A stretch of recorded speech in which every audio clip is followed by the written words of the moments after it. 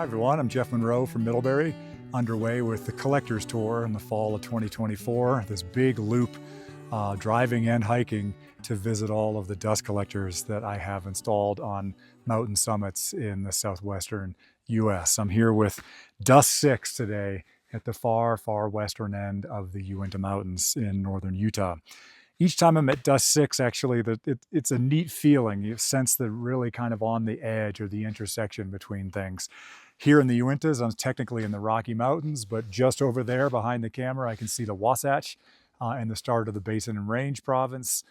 The Uintas are this Laramide age uplift of Precambrian basement rock, whereas the Wasatch are a more recent product of Basin and Range style extensional tectonics.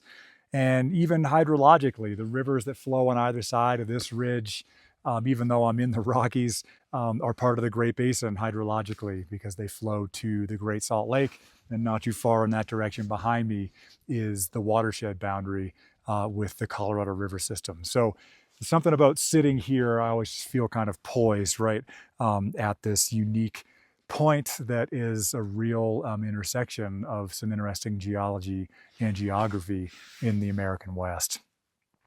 The Provo River is one of the rivers that flows down from the western Uintas and eventually into the Salt Lake.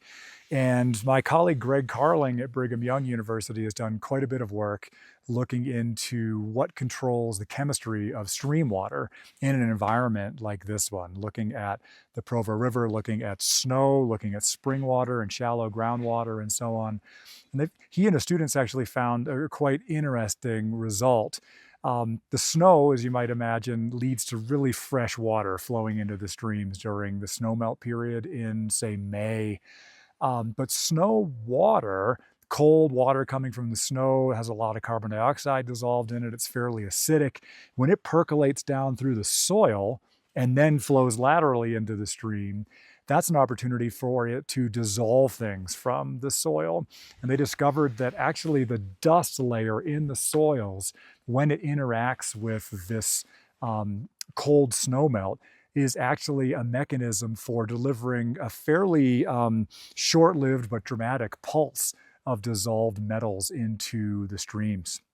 It's kind of an interesting connection between soil, which we've been talking about a lot in my videos, the dust collectors and the dust, which we know is enriched in metals, and then bringing that into the hydrologic realm, which I haven't talked about much up until now. So it's all connected. Certainly that's a take-home point from a lot of this. But I remember hearing about that result and thinking that was quite interesting, that the accumulation of metal-rich dust in the soil interacting with this pulse of snowmelt actually leads to a temporary change in the chemistry of the stream water, even in some of the largest rivers in this area. So I'm going to get to work now, as always, emptying Dust 6, seeing how things are going here. It's been a while since I was last at this site.